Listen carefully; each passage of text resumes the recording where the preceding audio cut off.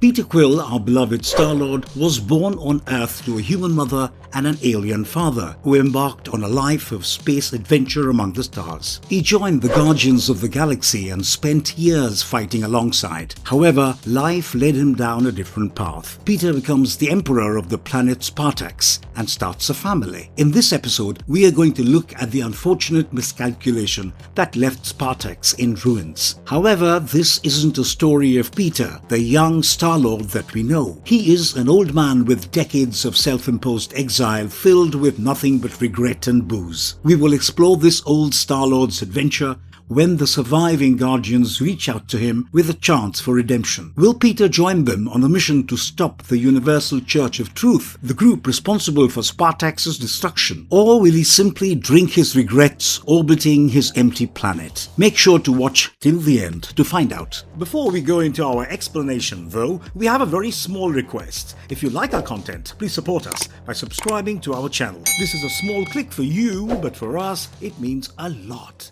Thank you. Let's begin. Starry Chronicles, Return of a Guardian. This entire story begins on a planet named Spartax. This faraway world was ruled by none other than Quill Peter, aka Starlord. This story is unfolding far ahead in the future, and Quill isn't the same carefree Star Trooper anymore. He is a different, more mature man with a wife and children to take care of. Additionally, as the Emperor of the planet Spartax, he is now responsible for the safety of his people from any intergalactic threat that may arise. Spartax was a planet of advanced civilization, complete with peace-loving citizens and hovering vehicles. Quill, on the other hand, is engaged in keeping any threat from the Universal Church of Truth at bay. He makes sure to play offense from time to time, along with defending his soil. However, not everyone thinks Quill's decisions are wise and in the interest of the Spartaxians. The High Council of Spartax has even suggested evacuating the entire planet, but Quill has other plans. He wants to take the fight to the zealots of the church to avoid any collateral damage. Elsa, Quill's wife, strongly suggests that he calls for backup. However, all his calls fell on deaf ears, including the Avengers and the Fantastic Four, but there was no answer, just silence. He couldn't even summon his own Guardians, as they left him willingly to start a new life. Quill, along with his team of protectors of the Spartax, hops onto a ship and rockets towards his enemies. Upon engaging in a deadly battle, he comes across the matriarch, a high-ranking leader of the church. It is she who informs Quill that it was all a setup to keep him distracted in battle while their dark god can destroy Spartax. Looks like she wasn't playing this time. Spartax is a graveyard with nothing alive or fertile anymore. Fast forward to a little more than a few decades. Quill is still on a space station orbiting his former home planet. He is truly what the title says, Old Man Quill, who hasn't done anything but try drinking his sorrow away for all these years. One day, he receives some visitors on board who need him for a mission. It turns out to be his old team, the Guardians of the Galaxy. They are here to ask Quill to join them in a fight against the church. For the first time in 50 years, he feels a sense of purpose and immediately agrees. As they leave for Earth, someone from the church is watching them and even following their signals. But why? We'll find out soon. As the Guardians approach Earth and prepare for landing, they are attacked by an unknown enemy. Soon Milano, their M-class ship, crash lands on Earth, or whatever is left of it. A mysterious individual approached the crash site. As the heroes gear up to shoot down this guy, he shockingly reveals that all he is looking for is food. Why on earth would someone on a planet like Earth be starving? Is there something the Guardians don't know about?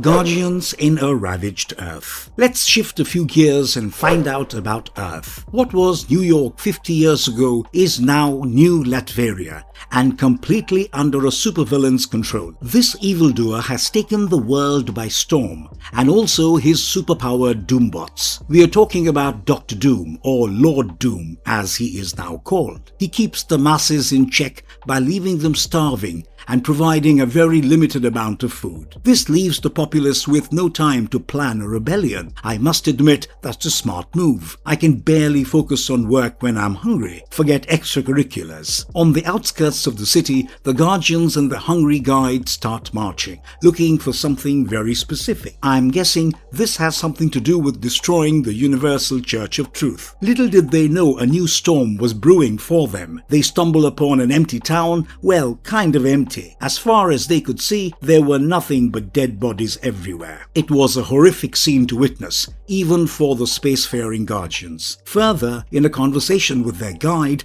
the guardians learned that Earth was ruled by many supervillains over the decades, from Magneto to Spider-Woman to finally Dr. Doom. One question tinkers in everyone's mind is, how could the Avengers let this happen? Well, the Avengers and all the other teams of heroes had fallen half a century ago, and since then the humans have survived at the mercy of their ruler. As the Guardians march forward, they come across a town, Horse Creek, Wyoming. Right when the wrecking crew, a bunch of brawny goons, are about to murder the innocent people in this town, the Guardians take matters into their own hands and wreck the wrecking gang all at once. They don't just give them a slap on the wrist, but brutally kill them in front of the villagers. Looks like Horse Creek has new heroes to cheer for. On the other end of the Milky Way star system, an old problem has chased the Starlord to Earth. The Church's Imperial Guards now know where Quill is, and his not-so-depressed attitude has marked him as a target for elimination.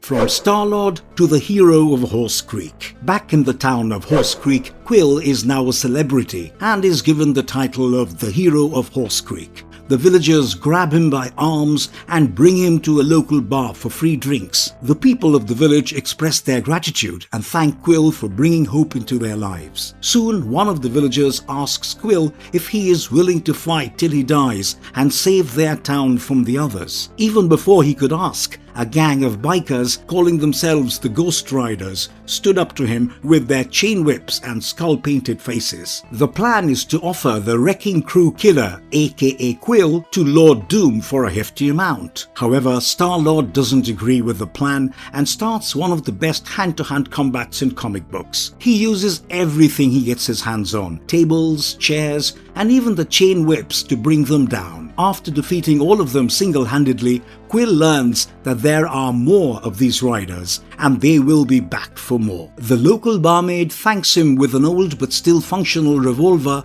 that was her family relic. She wants Quill to remind everyone that not all heroes are dead. There are some who are still willing to stand up for what's right. Our hero accepts the offering, but he still doubts himself about being worthy of it. Quill holds himself responsible for everyone who has died since Spartax's destruction. Later that night, the Guardians are attacked and captured by an army of Ghost Riders and taken to Fisk Lake City. Now this place is pretty much like Planet Sakaar, where heroes and villains have to battle it out for the Grandmaster's entertainment. The Guardians are brought out in the stadium to fight a beast to death. Why, you ask? 'Cause it's illegal to be a hero. Looks like a deputy of Lord Doom is running the show here, and he calls himself the Taskmaster. So the Taskmaster unleashes the acid-breathing dragon, Fing Fang Foom, who is under mind control using a disc-like device on his head. With the crowd cheering, "Kill the heroes," and the dragon pouncing to kill the heroes, looks like the heroes will be, killed. Guardians, old, not weak. The battle in the Fisk Lake City Stadium ensues, and the heroes are giving it everything they have. Fing Fang Foom is no ordinary beast. He is a dragon after all. Some fighters other than the Guardians bite the dust in no time. They are either burned by the dragon or shot down by the hovering drones while trying to escape. In a desperate attempt to end this menace, Quill comes up with a do-or-die plan. He leaps onto one of the armed drones and rewires its circuitry, gaining complete control over it. He uses this drone to take out the armed guards as well as the mind-controlling device on the dragon's head. Fing Fang Foom is grateful for helping him, and in exchange he devours the rest of the guards. All this action is caught on footage, which is being relayed live to Doom and his minions. Madame Mask, Doom's deputy has now begun calculating the threat posed by the hero of the Horse Creek and how to eliminate him. The Guardians, once again marching towards their destination,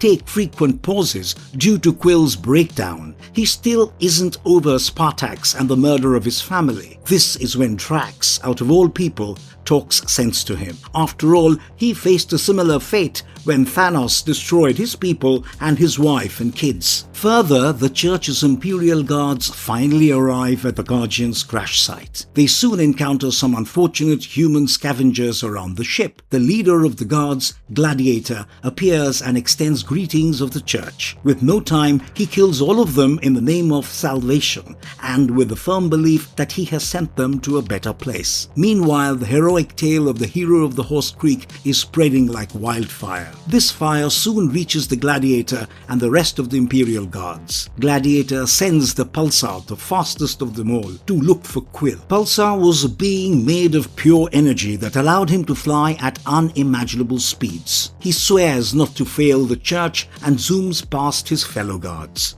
Pulsar is as determined as Gladiator himself in not just capturing but also killing Quill, just like all other heroes, or, as the Church likes to call them, heretics. What started as a journey of redemption for Quill has now taken more turns than imagined. At least he has his team of misfits with him, or does he?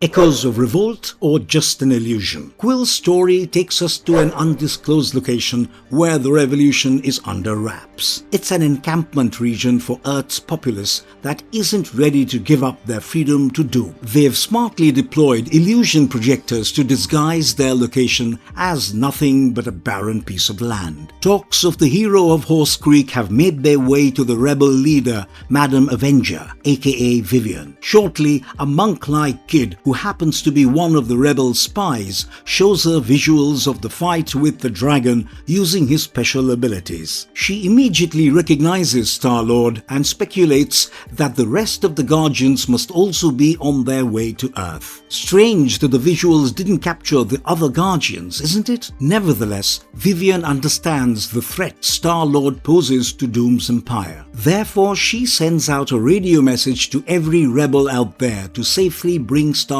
in before Doom and his Doombots get a hold of him. Little did she know that radio message was also received by Pulsar while he was flying over their disguised encampment. The Guardians, on the other hand, are completely unaware of their popularity on Earth. They call it a day and set up camp somewhere in the wasteland. Looking up in the sky, Gamora reveals that the Church was headed towards the Xandarian system, which was home to the noble protectors of the universe, Nova Corps. She was completely unaware that the new Xandar planet had faced the same fate as Spartax. The Nova Corps had fallen to the dark god of the Universal Church of Truth. Soon the Guardians see a town far ahead of them and decide to stay there for the night. Upon arrival, they once again witness a horrific scene straight out of a horror movie. Empty town with nothing but dead bodies with human teeth marks all over them. Rocket noticed the light in the town's church and they decided to head that way. But they are the Guardians of the Galaxy and trouble finds them sooner or later.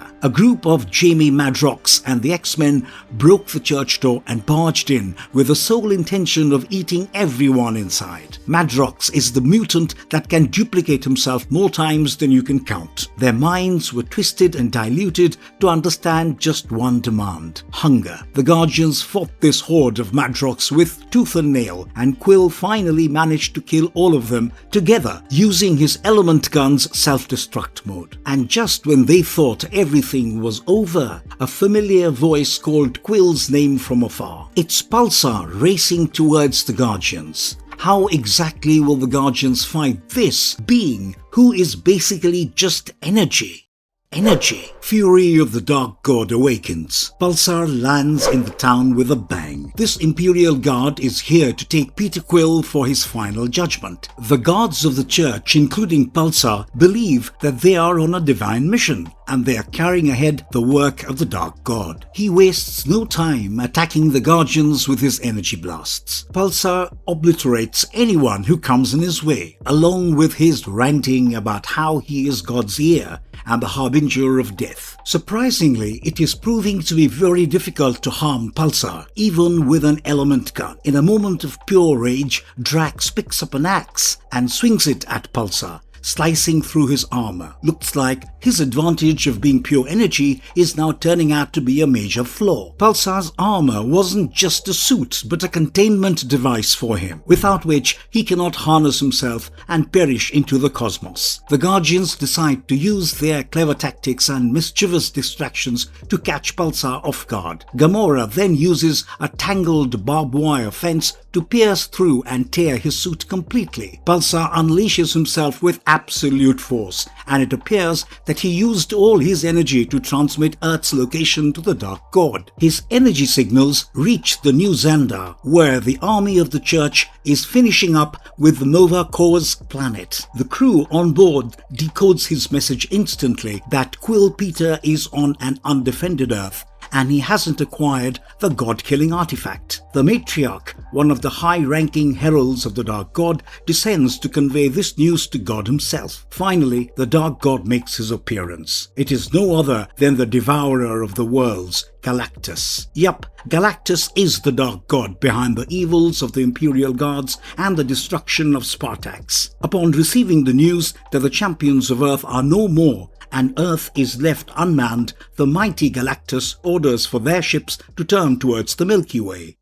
Guardians, one last time. The Guardians finally reach their destination, the Baxter Building, aka the Fantastic Four HQ. This is where the Guardians are destined to collect the mighty God-killer weapon. A lot has happened in the last 50 years on Earth. Things that are so horrific and unimaginable that they seem pretty metaphorical if you don't see them yourself. One such tale is of the collapse of the Baxter Building right on top of the giant Loki. The crew is astonished to see the wreckage on top of a giant skeleton with a horned skull. Yup, it is Loki. The Guardians waste no time and dash towards the Baxter Building with anything can happen attitude. Over to the Doom headquarters. Every step of the Guardians was being monitored by the Doom crew. They've decided to unleash their full wrath with every single Doombot launched to find and eliminate the Starlord. At the Baxter Building, as the Guardians walk further inside, they realize that the building didn't just collapse, but was forced underground. However, they hope that Mr. Fantastic has reinforced his lab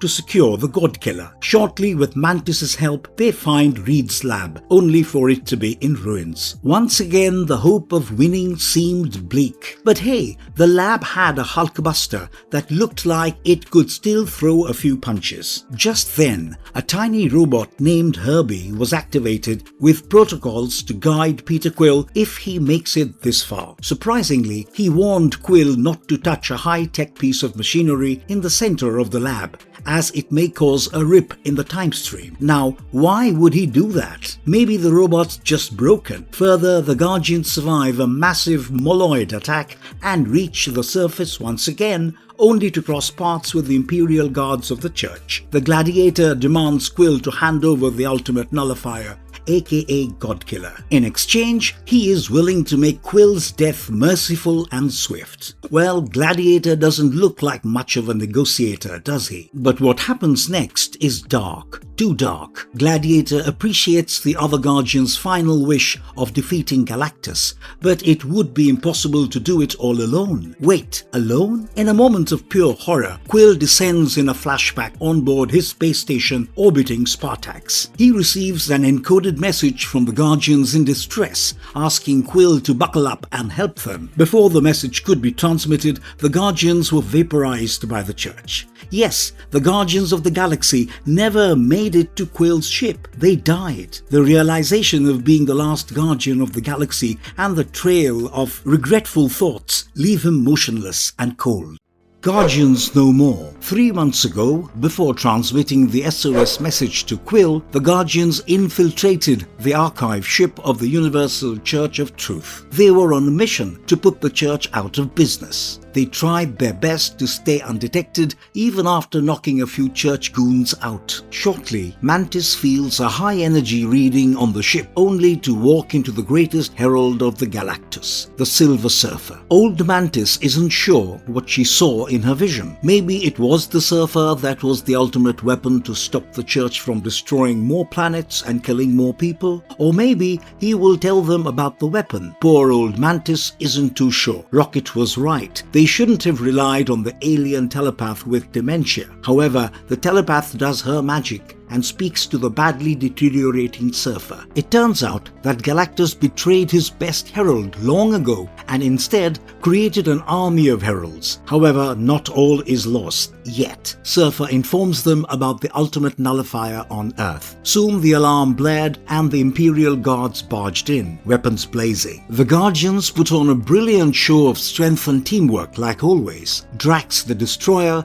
does what he is best at, destroying. Mantis uses her telepathy to defeat the weak-minded, while Rocket uses every mode in his blaster to knock as many guards as he can. And finally, there's Gamora, with her superhuman agility and close combat prowess in a head-to-head fight, knocking the guards out one by one. However, the guards unleashed their big gun, the Gladiator. The Guardians are no match for this baddie. Just before he obliterates them all, the Guardians send Quill a distress message, along with the information about the ultimate nullifier in the Baxter building. Peter Quill is the universe's last hope against Galactus, and he begins his journey by hallucinating his dead teammates. Way to go, Quill. Back at the Baxter building, the Imperial Guards interrogate Quill, but he is still too stunned and motionless to talk. Finally, he snaps out of the trance and decides to make their sacrifice count. However, all he has left with him is the outdated firearm that shoots metallic projectiles. Yes, I mean the revolver gun. What good is a weapon that can barely pierce through the enemy's armor? The notorious brain of the Starlord finally seems to be at work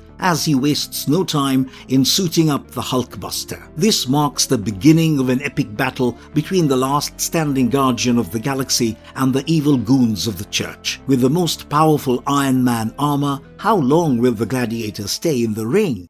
Survival has a cost. The battle ensues, and let me tell you, it isn't just kicks and punches, but a bloodbath. Quill is switched to revenge mode and looks like there's no stopping. Quill is taking on the Imperial Guards one after the other non-stop. He is using the armor like a pro, complete with ripping apart his enemies, blasting the repulsor beams, and breaking necks at the snap of a finger. From Fang to Warbird, Quill makes sure every one of those Guardian killers get a taste of the Hulkbuster. Then comes the leader, the Gladiator. A single punch throws Quill flying into the wall and crashing into a helicopter. All these super kicks and punches send rumbling vibrations to the oscillator, as Herbie warned about earlier. As a result, the machine is now activated and will go boom in about 117 seconds. Everything within a mile radius will be turned to dust, and there are chances of a rift opening up in the time stream. This is when Imperial Guards decide to go all in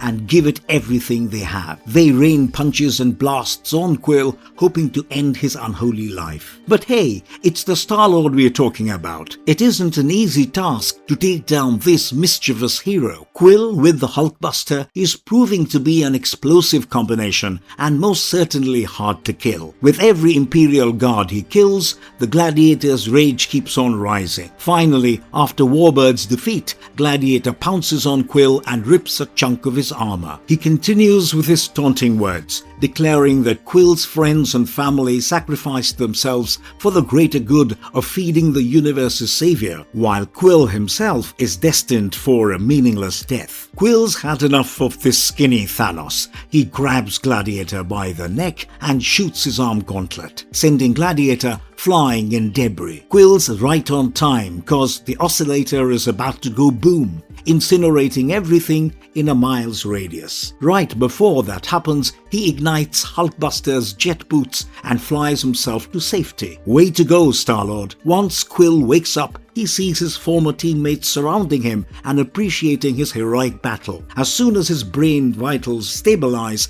the hallucinations fade, and he is greeted by the members of the Resistance along with their leader, Vivian. Quill did what he could to survive the Imperial Guard's assault and won, but at what cost? The ultimate nullifier is vaporized with the implosion from the oscillator. What next? Will the Earth be consumed by Galactus at last? Or do the remaining heroes have a plan? Starlord, No Way Home. Over at the site where the Baxter building existed, the rebels have set up camp and trying to calculate their further move with the new hero. Quill, on the other hand, has no hope of winning against Galactus without the ultimate nullifier. Amid the discussion, Quill has another one of his hallucinatory breakdowns where he is arguing with his dead teammates. Rocket, or rather Rocket's image in Quill's head, tells him that 50 years is enough time to get over a few billion deaths. Seriously, how accurate are Quill's thoughts about Rocket? Shortly, Vivian shakes the living ghosts out of him and explains that the Earth needs him to overthrow Doom. Now that was a shock he wasn't ready for. Quill had no clue about the Doom problem, and neither did he know that he was the one responsible for taking him down too. Well, now he does. Quill tries explaining the whole Galactus shebang and how Earth needs to be evacuated. However, for Vivian and others,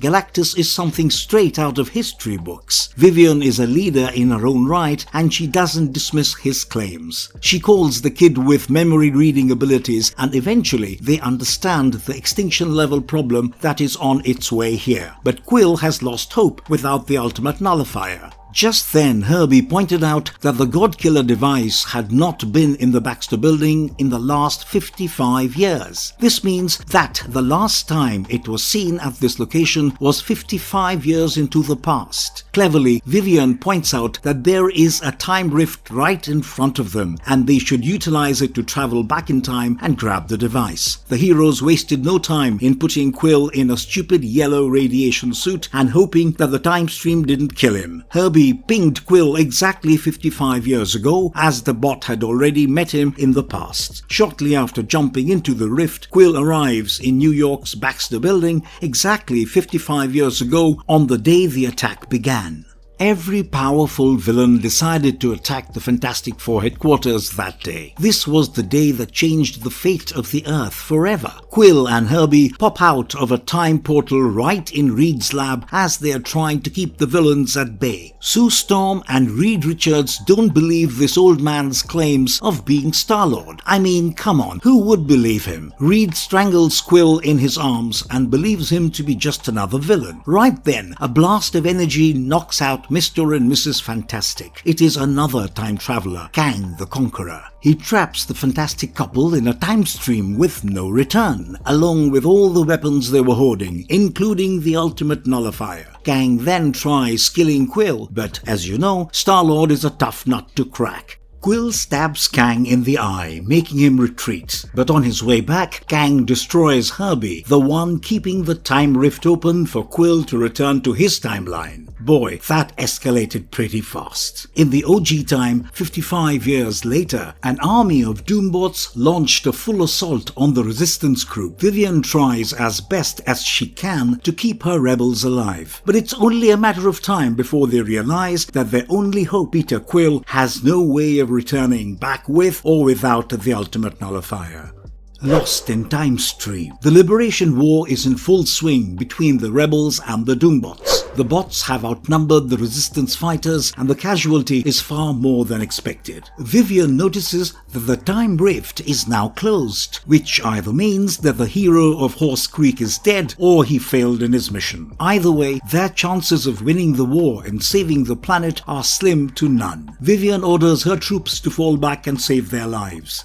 She sure is a true leader who knows how to minimize the damage. With all her soldiers retreating, Vivian takes flight and uses her phasing powers to destroy one Doombot at a time. Though a great warrior, Vivian misses to notice Doom and his minions flying in on the battlefield. The deputy in evil, Madame Mask, has locked her molecular disruptor rifle onto Vivian. This advanced gun is specially made to overcome the intangibility of heroes with phasing powers. She pulls the trigger and hits Vivian in a split second. This leaves the wasteland with no further signs of life. Back in the past, Quill and Herbie are set with a new plan. They are going to use the time sled to go back in time and look for Reed Richards for further advice. In case you're wondering why they cannot go forward in time to the present, then let me tell you. Herbie cannot set the machine to a time that has not existed yet. This means they can only travel back in time and not forward. Quill wastes no time and jumps in the sled with a holographic pilot. On their way back, the pilot tells Quill that sled is powered by a fraction of the time stone. An obvious hope rises in him. He wishes to use the time stone and go back in time and save his planet and everyone else. However, the bot pilot informs him that it is simply a tiny piece of the stone and cannot be used in the original way. At best, he can use the time stone without the sled and go back maybe 6 seconds. Not a very Infinity Stone-like power, right? In an instant, they reach a pod-like vehicle in the time stream that was kept there by Reed from the past. He knew Peter would come looking for the nullifier. Our hero finally acquires the ultimate nullifier and begins returning to his time, thanks to Reed, who knows the exact coordinates of his time. There is a reason this guy is named Mr. Fantastic. He comes back to the present, but a new challenge is waiting: Doom and his followers. Lord Doom suspects Quill of plotting against him and claims that he intends to use the ultimate nullifier to wipe out Doom's empire. In response,